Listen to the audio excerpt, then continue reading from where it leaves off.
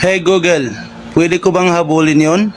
Huwag kang maghabol kung iniwan ka na tanga. Masasaktan ka lang ulol. Kaya maraming di makamove on. Dahil iniwan na nga maghahabol pa. Pag iniwan ka, senyales na yun na hindi ka gustong panghabang buhay. Kaya huwag kang tanga. Naku po Google, kunti lang yung tanong ko, ang dami mo namang sinabi Personalan na yan O ito na lang Google, ibahin ko na lang yung tanong ko kasi iba naman yung tinutumbok mo Baka makasagot ito na lang. Pwede ba akong sumiksik dito Google? Huwag mong ipagsiksikan ang sarili mo, bobo.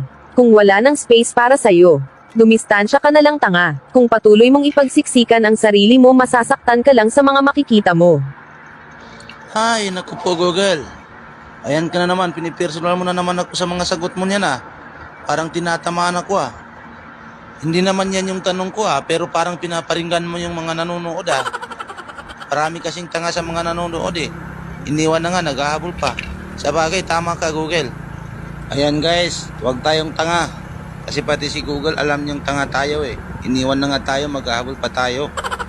Wala na nga tayong space na ipagsiksikan pa natin yung sarili natin. Kaya wag tayong tanga mga guys.